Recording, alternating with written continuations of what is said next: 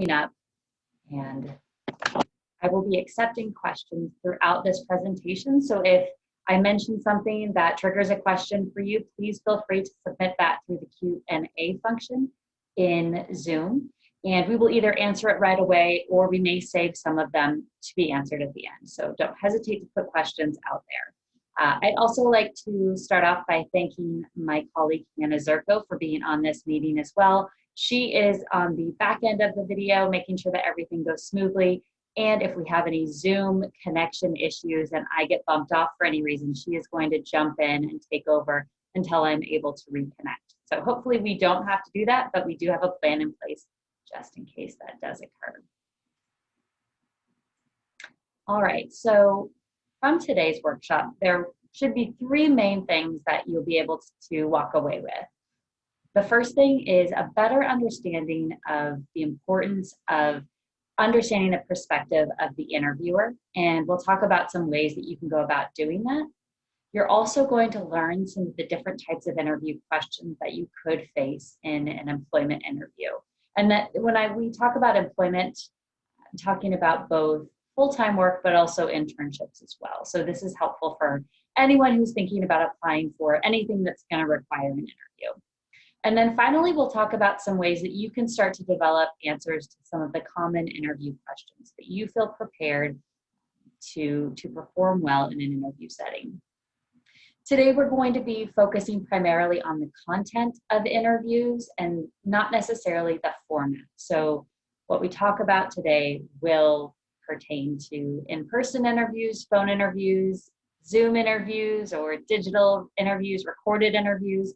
But if you have questions about the platform, maybe you have a virtual interview coming up and you're not really sure how that might be different than an in-person interview, we do actually have a webinar that we have recorded from earlier in the summer that walks you through some of the details of that. And so I recommend that you look up the Texas Career Engagement webinar about virtual interviewing if you do have questions.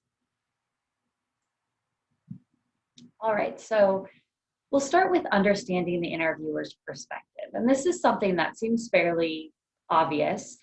They're the person that is evaluating your answers. They're the person who may be making the decision about whether you move on to a final round interview or even get the offer extended to you. So it's clearly important to understand what they might be looking for. But how do you go about doing that? And how do you make sure that as you're answering your interview questions, you're keeping that in your mind? Interviews can be a somewhat stressful time for some of us, and so it can be hard to remember that we need to focus on that interviewer's perspective.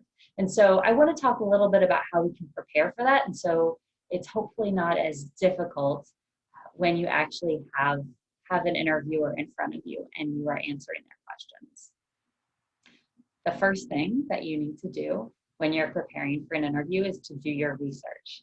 And this is going to involve research about the organization, but also about the interviewer themselves. The first thing that I recommend interviewing is the mission and values of that organization. A lot of organizations have clearly defined mission and values that guides who they are. It can help guide their corporate culture. If it's an organization that takes those values or mission very strongly, those are very strong values or mission for them, you're probably going to see them use a lot of that language, not only in the interview, but in their everyday communication with each other. And so it's important that you have that language and that you're able to use that in your interview as well. It shows that you understand what they're about. It shows that you might already be a good fit before you even get into the organization. And so whenever you have an interview coming up, I recommend looking up their mission and values and trying to maybe not memorize them, but keep them in your mind as you're going through your answers and your research. Another thing that I recommend looking up as much as you can is the culture of an organization. And culture is probably going to be a little bit trickier to find online because there's not going to be a whole lot of language on the website that likely accurately describes the culture for the employees who work there. And so you may have to look at a few other sources for that information. I recommend using websites like Glassdoor that allow employees to make reviews of organizations. I do encourage you to be a little bit skeptical or thorough when you're looking at some of those reviews, because sometimes folks will write reviews if they're really angry, and it may not be completely reflective of an organization. But if you look at a number of reviews and there seem to be some common themes, and that's a pretty good indication that that may be, in fact, truly a part of that culture. And it could be positive, or it could be something that may not reflect so well on the organization. But I think it's important for you to know going in what employees who work there are thinking about that organization and about their employer. Another piece that's important to research is the leadership of the organization. So who is the president or the CEO? Who is on the board? That information should probably all be available on their website. But if you can only get a few names, but there's not much else about those individuals, I would definitely recommend just Googling them, see if they pop up in news stories, see what kinds of interviews they've done or what they have published or what information is out there about them. Again, because leadership will oftentimes set the tone for a culture, and you can get a good sense of what that leadership team really values, and then hopefully integrate that into your interview answers. And then finally, on this slide, I recommend that you do some research about your organizational connections. Do you happen to have any connections for anyone who works in that organization, or even better, on the exact team that you're interviewing for, who can provide you some insight into some of these things that you may not have been able to find online? If you can talk to someone who works at that organization, you can ask them about the culture and hear specifically what it is that they perceive when they are at work. You can ask them about some of the missions and values. What is the language that is used oftentimes to express what's important to this organization? And then again, integrate that into your interview answers. But you don't just want to do interview research on the organization or the company. You also want to make sure that you are doing a little bit of research on your interviewer. And when I talk to students about this, a lot of times they'll get a little bit nervous because it feels, for lack of a better term, it can feel a little creepy to be looking at the background of your interviewer. But I assure you that if you're doing it in a professional way, it actually is a really good thing, and it can work in your favor. So whenever you get a call for an interview, you are asked to do an interview, you are always welcome to ask questions of the individual who's extending that interview offer to you. And I recommend that one of the questions that you ask, if they don't volunteer it, is to find out who will be interviewing. Can I ask the name of the interviewer or interviewers who I will be talking with? So that way, before you even get on the interview, you know exactly who is going to be on the other end of that phone call or that Zoom call, or who will be in the room when you walk in. And you'll have those names. And then I recommend that you look them up on LinkedIn. And I think this is where students get a little nervous. You may or may not be aware that LinkedIn has a setting where if you look someone up on LinkedIn, it will show them that you looked them up. You can turn this setting off, but I recommend that you don't. I recommend that you look up your interviewer to get a sense of what is their position about. Maybe you can learn a little bit more than just their job title based on the description they have on LinkedIn. Maybe you can learn a little bit about the positions they've had before that. Maybe you find out that the individual who is hiring you actually had this role that you're interviewing for before they were promoted up. You can ask them about their experience in the role that you're hoping to get. Or you can learn a little bit about maybe where they're from, or if they've listed other organizations they're involved with, to get a sense of where their interests lie.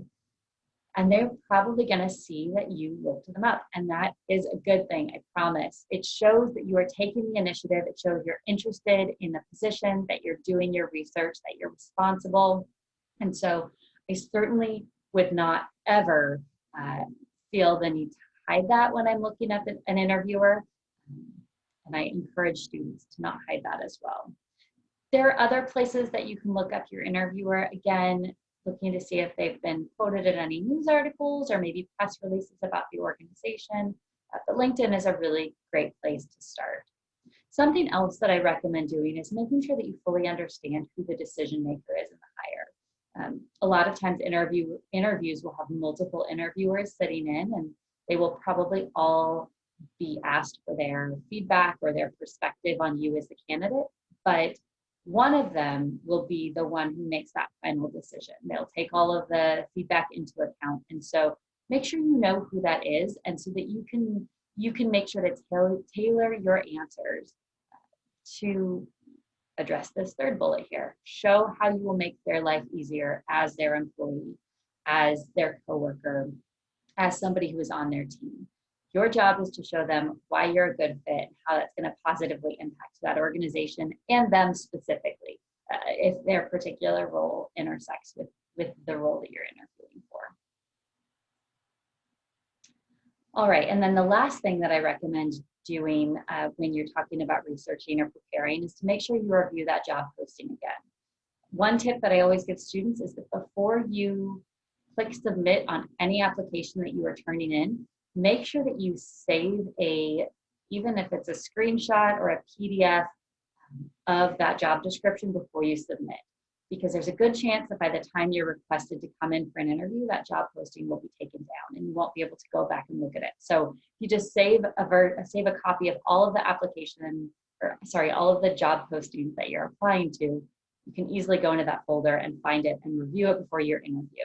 You're going to find a lot of the skills and qualifications that they are looking for and specifically asking for in that job posting. And then you'll find ways to integrate that into your interview answers as you're talking with them.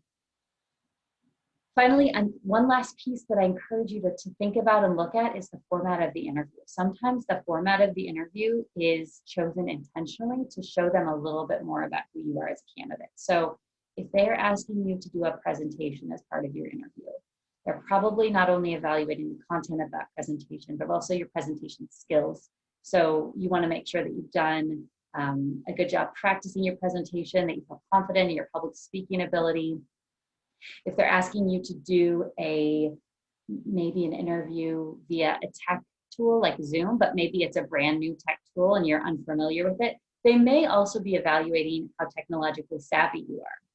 So don't take anything for granted. Make sure you feel fully confident in the format of the interview, in addition to the answers and the content that you're going to be providing. So what types of things will the interviewers be looking for? There are four major groups that they will be evaluating when they are talking to an interviewee. The first one is personality.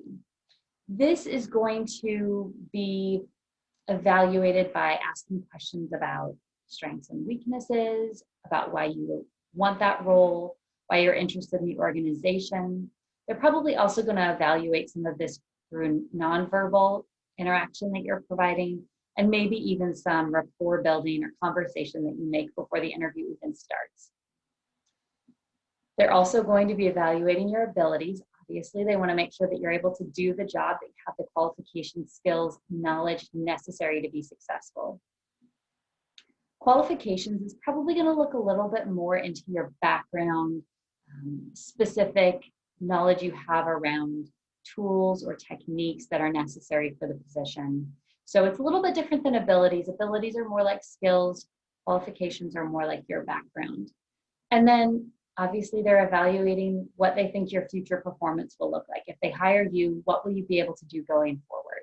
How will you contribute to the team and the organization? How long are you likely to stay in this position before you are promoted up or before you're tempted to leave the organization altogether? Are you interested in growing with the organization? Are you able to adapt as things change? These are all pieces that they're going to be looking for in the interview. And the way they do that is through a few different types of interview questions. The first type of interview question is just a traditional interview question. These are what we think of when we think of typical interview questions that you'll be asked. Probably things like, tell me about yourself. What is your greatest strength? What is your greatest weakness? As I mentioned earlier, why are you interested in this role? And a lot of times these questions are fairly straightforward. They're asking you these things because they want to know the straightforward answer.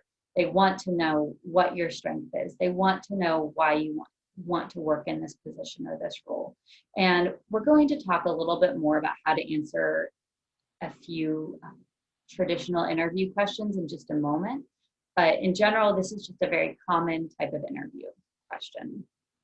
Second type of interview question that you're probably going to encounter quite a bit as well is the behavioral questions. So these questions are usually phrased with a start, something along the lines of, tell me about a time when.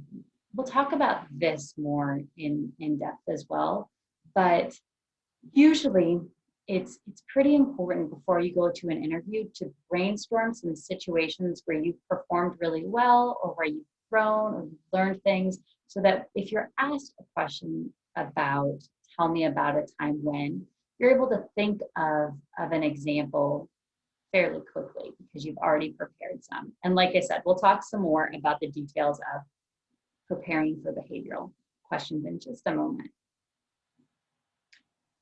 The third type of interview question that you might encounter is the situational interview question.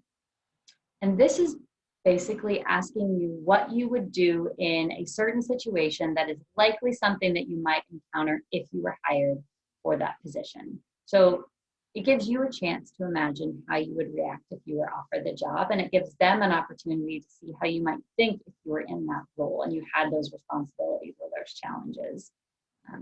It also gives them some insight into how well you might already understand the job and the goals of the organization. And so your research that you've done before the interview can play a huge role in you successfully answering one of these situational questions. And then finally, the fourth common type of interview question would be the case interview. And this is when you are given a business scenario and you are asked to work through it. It could be just one prompt. It could be a prompt followed by an additional part or two where they provide you with different or additional information to help inform how you answer the business scenario. You may have time to write out your thoughts. You may be asked to just answer on the spot. These types of interview questions are most often used in a consulting interview or an engineering interview. They might be called whiteboarding questions with an engineering interview, but you may encounter them in any industry, even though they are more common for consulting or engineering. The trick with these case interviews is that you want to be able to articulate your thought process. That's the key. They're not just looking for the answer, they're looking to find out how you got there so they can better understand how you think things through. I'm not going to go into case interviews anymore with our presentation today, but I did want to point out that if you are interested in learning more about case interviews, or you suspect that you may encounter them, you're in a field where they're common, I recommend that you sign up for our Capital One campus-wide case interview prep workshop that's coming up here next week on Tuesday, September 22nd from 12 to 1. You can find more information and RSVP for that event on Hire You Texas, powered by Handshake.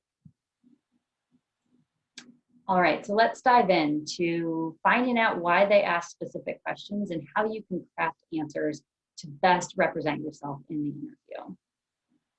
We're going to start with a very common interview question that you are likely to encounter at the beginning of just about every interview that you do, and that is the tell me about yourself question.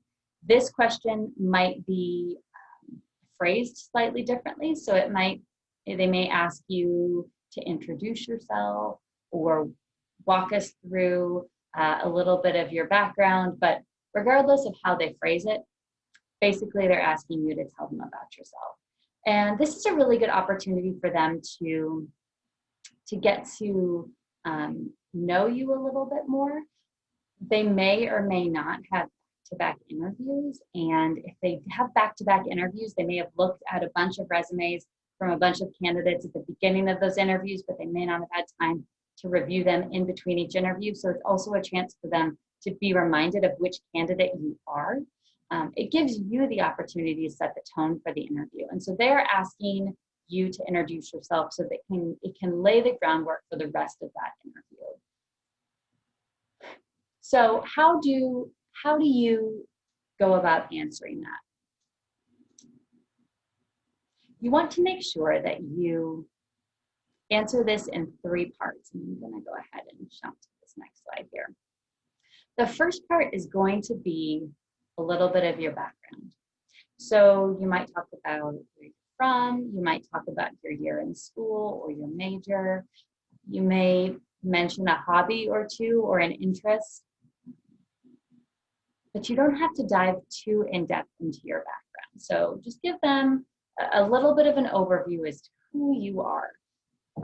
That's the first part of the answer. The second part of the answer, and this is probably going to be the biggest part of the answer, is to focus on your skills and qualifications. So we're going to go back to the research that we talked about at the beginning of this presentation, and we're going to remember how we looked at that job posting that we had saved when we applied, and we identified the skills and qualifications that they're looking for in this position. And this is where you're going to specifically address those skills and qualifications. I recommend identifying what you think are maybe the 3 to 5 most important skills or qualifications, or your strongest skills and qualifications that relate to this position, and very briefly touching on each one, maybe providing a brief understanding of how you've developed or utilized that skill or that qualification. You're probably going to talk about all of these skills and qualifications in much greater depth a little bit later on in the interview, but this gives you a chance to make it fresh in their head. They've just heard you say that you have all these skills and qualifications. The skills and qualifications that you've said are exactly from the job posting. It's exactly what they're looking for. And so this is an important piece to make sure you don't skip. The third part of this answer is when you explain your connection to the position, why you are interested in this role, why you're excited to be talking to this organization. And it can be as simple as saying, based on the skills and qualifications, as well as the mission that I've learned about your organization, I've been researching you more, I'm very confident that my background and my abilities line up well with this role, and I'm so excited to be talking to you all about this today. And that's a perfect way to connect to the position, the perfect way to end this answer. I have seen many people answer this question, and they get a little bit thrown off because they don't know exactly what the employer wants to hear. Tell me about yourself is a very broad question, and so they'll just start saying things about themselves. Maybe they'll tell a lot about their personal interests and hobbies, but not anything about their work experience or skills. Maybe they will touch on a little bit of their skills and qualifications, but they won't know how to finish the answer, and so they'll just trail off. And that's not really the best way to start an interview. If this is your first question, you are setting the tone for your interview, and if you can answer this confidently and with composure, you're going to feel better. They're going to feel better because they know you're comfortable, and it's going to make them comfortable. So make sure that you always have an answer prepared for this question. All right, let's look at another question. Why are you interested in this organization or this position? Well, they're probably asking you this because they want to know that you did your research, right? If you've done your research, you are indicating to them that you are truly interested in the role. There are a lot of times that folks are just applying for jobs because they are looking for anything, and they don't necessarily care about that particular position or that particular organization. And so when they get asked a question like this, it's really easy to see, oh, they must not be truly interested because they weren't able to talk at all about what we're about or what this position is about. So you want to make sure that you stand out, that you aren't confused with the folks who aren't actually interested. You are showing you truly care about the role, you've taken the time to do the research, and you also understand what you're getting yourself into. You understand the responsibilities, you understand the scope of the position, because you've read that job posting, you've done a little bit of research, maybe you've looked up people who have that same position on LinkedIn to see what their LinkedIn profiles say about it. But it's important for them to know that you understand the scope of the role, because if you do before you start the position, you're probably more likely to stay with them. They don't want to hire somebody who didn't fully understand the role and then gets into it and realizes they don't really like it or they're not really good at it and then leaves, and then they have to start a search all over again. So this is an opportunity for you to show you really understand what this position is. So how should you answer? Well, obviously, and this ties into what I was just saying, you should show that you've done your research and you should demonstrate sincere interest. Remember, they're asking every candidate this question. And so if you just think of a general, I really like this organization because I think they do really cool things for customers and this position sounds really challenging. That's not a really unique answer, and some of the other candidates might say something similar, and it doesn't help you to stand out at all. So truly reflect on, why are you interested in this role? Why are you interested in this organization? And the more specific you can be with that, the more your answer is going to stand out. Also, if you're making things up, if you're not sincere about your interests, they're probably going to pick up on that pretty quickly. So don't say something just because you think it sounds good, but that's not actually true for you. All right. Here is another very common interview question. What is your greatest strength and greatest weakness? And you might get asked this together in one question, or it might be asked in two separate questions. What is your greatest strength? What is your greatest weakness? Regardless, why are they asking you this? Well, for the strength piece, they're wanting to see if you can excel in the role. For any position, there's always going to be a few skills that are the most important, that will really help someone to be highly successful. And they want to know if you have a strength that's going to allow you to be that highly successful candidate. They're asking you about your greatest weakness because, well, for two reasons, most likely. First of all, they want to see what your self-awareness is. Are you able to evaluate not only where you are strong, but where you need to grow? And are you able to articulate that clearly? And then, are you able to show that you not only identify those areas where you might have a weakness, but are you able to create a plan to overcome that weakness? Are you able to grow as an individual? So how do you answer this? Let's talk about the strengths piece first, because that, I think, is a fun place to start. What is your greatest strength? I recommend, again, that you are very sincere and authentic with your answer here. Don't just pick a random skill from the job description and say, I'm going to say that's my strength. Because they'll probably be able to pick up if you're not being authentic.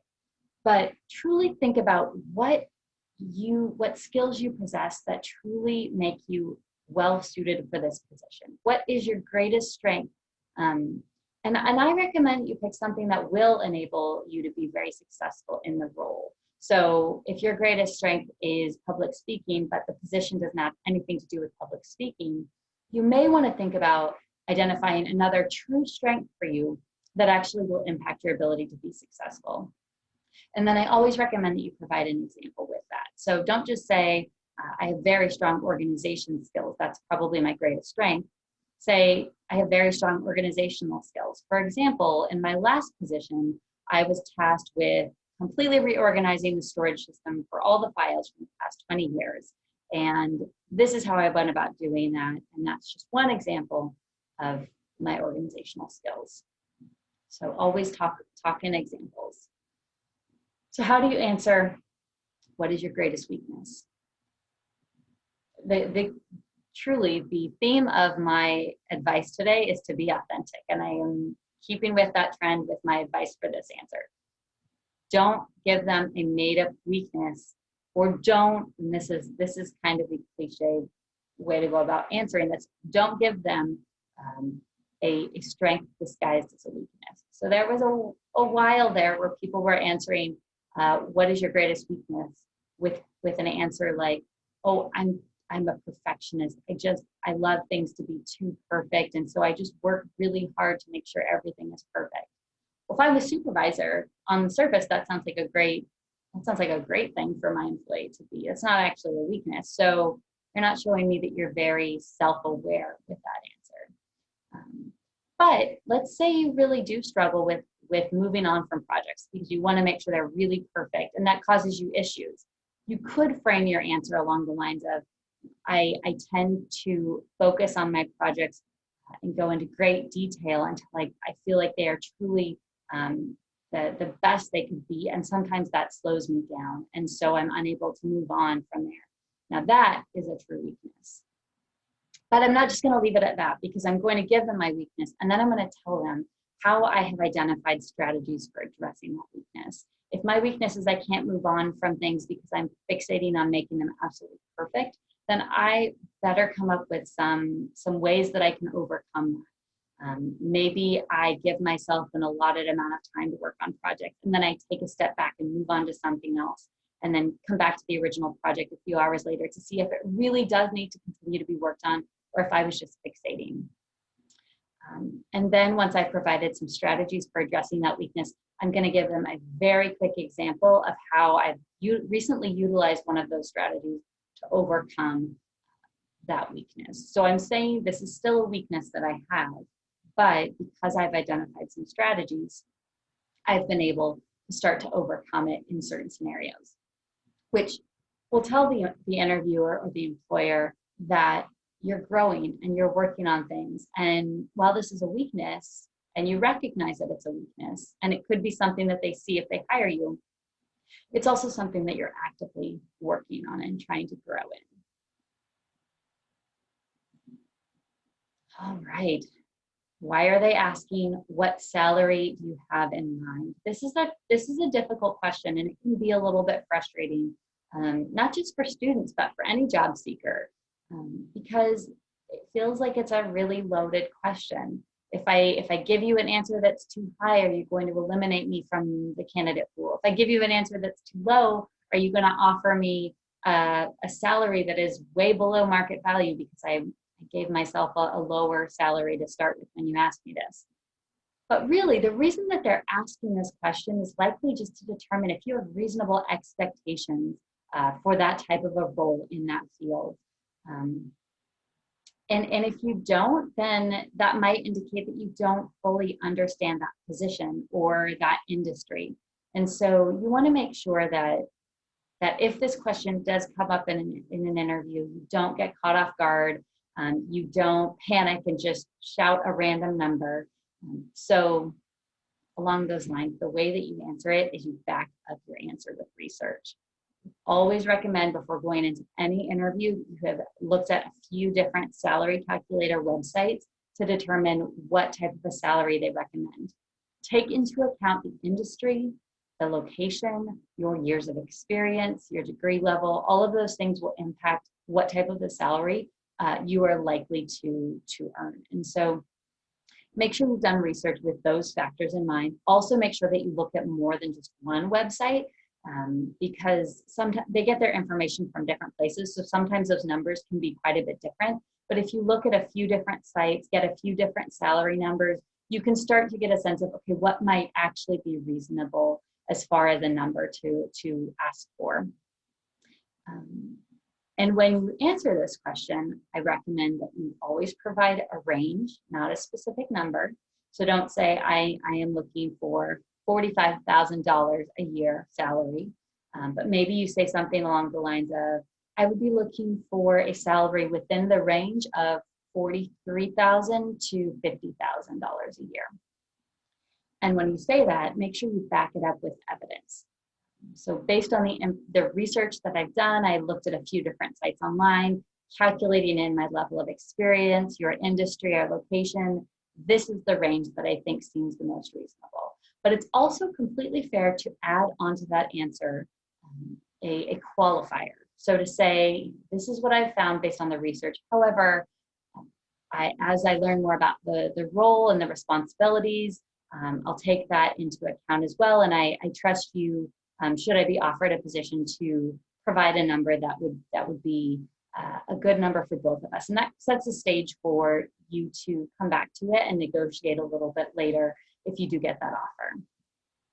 And as a little side note, if you do have an offer and you want to learn more about how to negotiate that offer, I recommend that you schedule an appointment with one of the career advisors in your college's career center or at Texas Career Engagement, and we can walk you through the process of evaluating an offer and negotiating if that's something that you would like to pursue. All right, so one of the last questions that you will likely always be asked in an interview is, what questions do you have for us? Or do you have any questions for us? They are asking you this for two reasons. Number one, this is another chance for you to show your understanding of the role and the research that you've done about the role in the organization. And two, it's an opportunity for them to provide you with information that you need to know when you are evaluating if this position is a good fit for you. I know this is probably advice that you hear a lot, and it may not sound, it may sound too good to be true, quite honestly, but you're evaluating that employer the same way that employer is evaluating you. You are determining if they would be a good fit, if you would want to accept an offer from them. Just because you're offered a position does not mean you have to take it. So them giving you a chance to ask some questions at the end of the interview gives you a chance to determine whether or not this is something you would want to pursue. So how do you prepare? Well, you make sure that you create some questions beforehand. I always recommend that students have between 5 to 7 questions ready to go. You probably won't get through all of them, but it's a good idea to have those ready just in case you do have a little bit of extra time at the end of the interview. Feel free to write those down and bring them in with you, or if you're doing a Zoom interview, have them on a document that you pull up when they ask you this question. You do not have to have your questions memorized for them, because you're the interviewer a little bit. You do want to make sure that your questions are research informed, so don't ask them something that you could easily find on the website or on the internet somewhere. But let's say that you did a little bit of research and you saw on their website that they support community charitable efforts, but it doesn't say anything more about that, and that's something that's really important to you. You can ask them in the interview. I saw this on your website. I was wondering if you could share a little bit more about what this looks like at this organization. What does that mean? How does this position get to play a role in that charitable giving? I also encourage you to truly think about what is it that you need to know before you accept this offer, if you are offered the position. Do you have questions about how you'll be trained if you start? You've never done that job before. What does the onboarding process look like? How do they make sure that you're up to speed? Maybe you want to know how often you're evaluated, or how often you would get to meet with your boss, or what the team looks like that you'd be working on. What is the culture of the specific team that you would be a part of? Those are all very good things to know before you accept an answer or accept an offer. And so don't be afraid to have those types of questions worked into your questions to ask them as well. All right, so before we finish today, I did want to talk a little bit about those behavioral questions. So tell me about a time when questions. These are incredibly common. You are going to encounter these types of questions in almost all interviews, because the employer or the interviewer is using your past behaviors to determine how you may perform in a future setting. So let's look at a few examples of behavioral questions. Tell me about a time when you took initiative on something. Could be an example. They want to know, what is your drive? What is your motivation? When will you step up? What does it look like when you step up? Tell me about a time when you failed and share what you learned. I love this question because I think it's a really hard question to answer just off the top of your head. And I have asked this to many students in mock interviews over my time in career services. And I can tell you that a lot of times this one will stump students. And I don't blame them. I would be stumped as well. But this question is great because it gives the employer an opportunity to hear a little bit about that self-awareness, about your ability to grow and learn from places where you've made mistakes, where you've messed up. And so obviously that's a hard thing to think about in an interview, because we're probably thinking a lot about sharing times we've done really well. And so having some examples of times when you've succeeded, but also when you maybe haven't succeeded and how you've grown, can be really helpful in your preparation. Tell me about a time when you dealt with conflict on a team. You tell me how you've done that in the past, I can possibly project how you're going to perform on my team if there's conflict, and what I can expect from you if I'm your supervisor and something doesn't work out, or you have an issue with somebody on the team or with me. So that's why I would ask you that one. Tell me about a time when you reached a goal and share how you contributed to that success. I want to know what are your strengths? Not just me asking you what are your strengths, but you actually telling me what that looks like, what the outcome is, and how much of an impact have you been able to have in past jobs or internships or clubs and organizations or group projects in a class even. You can pull these examples from anywhere, but I do recommend that you have a few prepared before the interview. So when you're answering these behavioral-based questions, we recommend that you use a format called STAR formula. STAR stands for situation, task, action, and result. And as you're generating examples that you might use in behavioral questions, I recommend that you do so using this formula. So you think of the situation, think of the task, you think of the action, you think of the result. So, excuse me. So situation is giving a little bit of background. What was your role? Were you working as a team member for a class project? Were you an intern at a local nonprofit? What was the situation? The task is the responsibility that you had, or the problem that you encountered, or the thing that you had to do. And the action is how you address that task. So if it was a problem, that was the task. The action is how you solved it. If it's a responsibility that you had with your task, the action is how you went about meeting that responsibility. And the R, the result, is the outcome. The so what? What was the impact? If you can quantify it with numbers, percentages, dollars, anything like that, great. But if you can't, don't worry, because there's still an impact. If you had a task and you responded to that task with an action, there was a result, there was an outcome, and that's where you share that here. So let's look at an example. Let's say that I'm asked a behavioral question about a time when I had to do some problem solving. This is an example that I might provide. So I would first start with S. And as I go through this and as I answer the interviewer, I'm not going to say situation, task, action, result. I'm not going to label that I'm going through this formula, but in my head, I'm going to move through it that way. So I'm going to start with the situation. And let's say that I was an events intern for a local meeting venue. And so I helped assist the events manager with any upcoming conferences or events that were happening at this venue. The task for this particular example is that I was charged with creating a seating layout and a seating chart for an upcoming event that's coming up.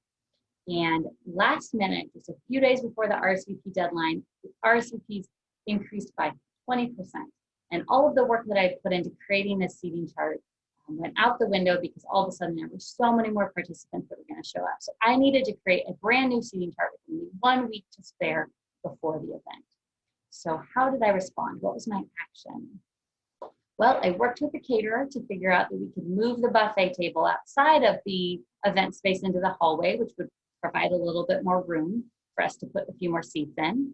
I also was able to work with the caterer to figure out how we could put plates and silverware on the table that wouldn't take up quite as much space, so we could fit 1 extra chair at each of the tables. And based on that, I was able to rearrange the seating chart. So the result is that all the attendees were able to fit into the upcoming event without any problem. Nobody even knew there had ever been any disruption, and there were no concerns. That might be one way that I walk through the STAR formula if I'm providing an answer to a behavioral question. So hopefully this gives you a little bit of an understanding on how you might prepare for some of those interview questions and why the interviewer might be asking you some of these things. Don't forget that it's your job to show them why you are the best fit for this organization, and you have to start by believing that yourself. You have to truly understand why you would be a good fit for this organization, because if you can't connect those dots for yourself, the employer is certainly not going to be able to connect those dots for you. So make sure that you can articulate that well. I did want to, before we move into any questions that might have come through or that you might have at this point, I did want to point out a few other events that we have coming up this semester that can be helpful. So we have a few different webinars and panels. These are some that are coming up in September and October. Developing resilience, learning to thrive in challenging times would be a great one if you are struggling with applying for jobs or internships. You're maybe not sure where to go from here, feeling a little stuck. That would be a fantastic one to attend. I want to highlight our creative strategies to envision and achieve career goals. I get to think in some really creative ways around what's important to you, what your goals are for your career, and come up with some really fun ways to articulate that. Grad school panel, if you're thinking of grad school, I highly recommend you attend this. We get to hear from grad students currently about what they have learned through grad school, what they wish they had known before they applied, what their recommendations are. And we have a webinar on resume writing that's also coming up. Just a few more, I'll just highlight here. I am doing another one on informational interviewing. So this flips the roles a little bit. Informational interviewing is when you are the interviewer and you are interviewing a professional to get information. So we'll talk about how you go about doing that in October. And then we have a fantastic first generation town hall for first generation students, hearing from alumni who were first generation as well. All of these events are in Higher U Texas, powered by Handshake. We have a career confidence group and mindfulness happening every Tuesday from 1 to 2. You can register for that in Handshake. And we also have drop-in hours. So if you have a resume or cover letter you'd like somebody to review, starting September 28th, we will have people that you can talk with without scheduling an appointment in the evenings, 5 to 8 p.m. Monday through Friday. All right, and finally, if you are interested in learning more about interviews or practicing an interview, I recommend you contact your college's Career Center to schedule an appointment, or you can go into Higher U Texas, powered by Handshake, and schedule a mock interview appointment with Texas Career Engagement. All right, so if you have any questions, please feel free to type those in right now. Give just a few minutes for us to see if any of those come in. Okay, perfect, so we do have one. How do you go about taking time to think about your answer and not be uncomfortable in silence or making the employer wait for your answer? I am so glad someone asked this question because I think this is really important. I promise you, it's going to feel more awkward for you as the interviewee than it is for the interviewer. But it is so important that if you are asked a question and you do not have an answer right away, that you take a few seconds to figure out where you want to go with your answer before you start talking. I have done a lot of interviews and even more mock interviews, and I will tell you, very rarely, if ever, probably never, do I remember after the interview's over that somebody took a few seconds before they started answering. That just, as soon as you start talking, I forget that you were quiet for a second. But I will always remember the answers of the candidates who just started rambling because they didn't know what they wanted to say, but they were too afraid of being quiet for a second. So this is a skill that's going to take practice, especially if you are, I feel like it's even harder to do if you're on a phone. So that's why I would recommend doing some practice interviews with your career advisors or your career counselors or coaches in Texas Career Engagement, because it's such an important skill to be able to use, but it can take a little bit to get comfortable with it. It's a great question. Any other questions from folks?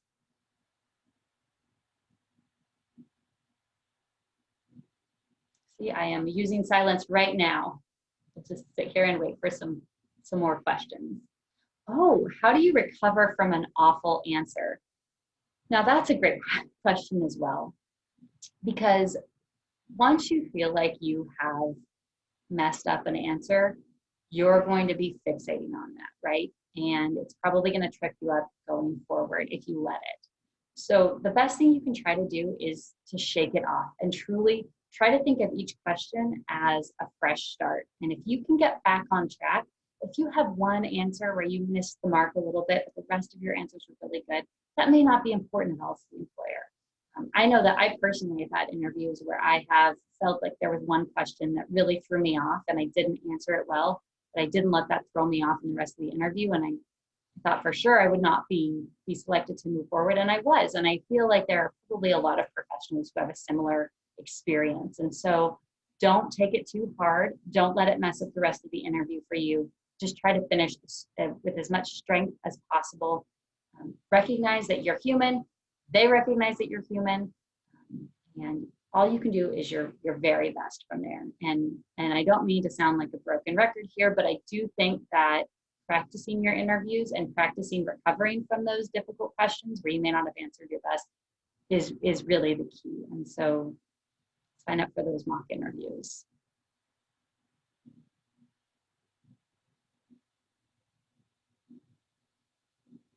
Okay. Can interviewers tell you're nervous, and is that detrimental to your prospects of moving forward? Well, it depends on how you show that you're nervous. I think, again, going along the lines of them recognizing that you're human, it's very common and totally normal to be a little bit nervous for an interview. The problem is going to be is if that nervousness prevents you from feeling like you're able to answer really well. And so I recommend that you figure out personally what strategies work best for you and you're in a situation that makes you nervous. I've had some folks who have found it to be really helpful to do power poses. So they will get to an interview a few minutes early and they'll maybe go into the bathroom before they check into their interview and just stand in a power pose. I've also had folks who have pushed against a wall for like a minute and push as hard as you can, and that helps get that blood flowing and can maybe move some of that adrenaline through your body a little bit. But whatever it is that's a key for you, whether it is taking a moment to do a little bit of mindfulness and centering, whether it is practicing your interview answers on the way to the interview, a few deep breaths, figure out what strategies work well for you, and recognize that nerves are okay. And sometimes when we're a little nervous, we perform at our very best. So we don't want to totally eliminate nerves, but we do want to make sure it doesn't prohibit you from doing your very best work.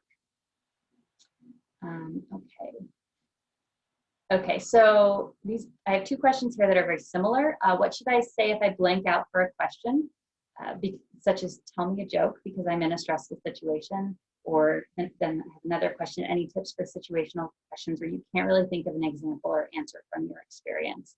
So these are similar. I think they both relate to what do I do if I get asked something and I don't know what to do? First piece of advice would be to take those few seconds before you answer to quiet your mind and think, do I have an answer for this question? Even if it's not something you've prepared, maybe you can think for a second if there was an example or a situation where maybe you would be able to answer that question. You just need to think for a second. So don't feel like you have to start talking right away. But let's say you truly have no idea what kind of an example to provide. Let's say they're asking you a behavioral question and it's for a situation you have never encountered. I think it is completely fine to say, honestly, I've never experienced that exact thing. However, if I were in that type of situation, I imagine this is how I would respond. Or even better, to say, I've never been in that exact situation, but I do have an example that is somewhat related, and I'd like to share that with you, and then maybe talk a little bit about how that might relate to how I would respond in that type of a situation. So if you don't have the exact perfect answer, just do the best you can with the experiences that you have, or project how you think you might answer. Now, what should I say if I blank out for a question such as tell me a joke? There was actually kind of a trend for a while of interviewers asking really odd interview questions to see how candidates would think, and it would sometimes throw folks off their game a little bit. So tell me a joke. If you were a tree, what kind of tree would you be? Questions that didn't seem to pertain to the position itself. I think in my experience, the best way to do that is to take a few seconds. And if you feel like you're going to need more than just a few seconds, it is completely fine to say, wow, that's a great question. I'm going to take just a second to think about it and to actually articulate that you're thinking or that you're going to need a moment to collect your thoughts rather than just sitting there. But there are always going to be some of those interviews where they throw a question at you and you have no idea where that came from or why they're asking it because it feels very just off point.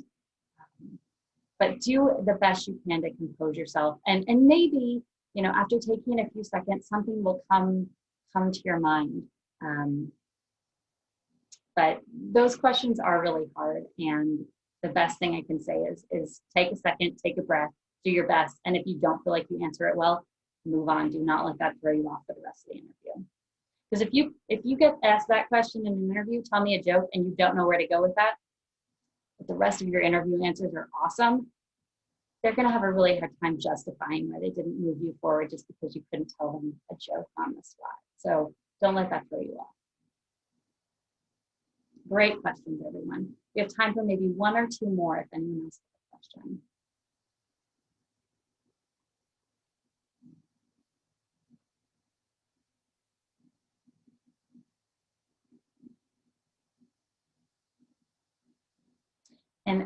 My colleague Hannah just put a really helpful link into the chat function. She's linked us to Big Interview. This is an interview practice tool that allows you to record your interview answers and watch them back and see how you did. It also gives you a chance to watch a number of videos that provide advice on answering specific interview questions. You can select interview questions specific to your industry or your area of interest. So if you have an interview coming up for an elementary school teaching position, you can go in and select teaching interview questions, and it will give you education interview questions, or you can do the same for really any industry, finance, accounting, med school. So definitely recommend you jump into that tool as well. All right, well, I think that's just about all the time that we have today. Thank you all so much for joining us. And if you have any questions or you need any further assistance, I will one more time recommend that you schedule an appointment with your career advisor at your college or through Texas Career Engagement. Stay safe, everyone. Good luck with the start of school, and good luck with your upcoming interviews.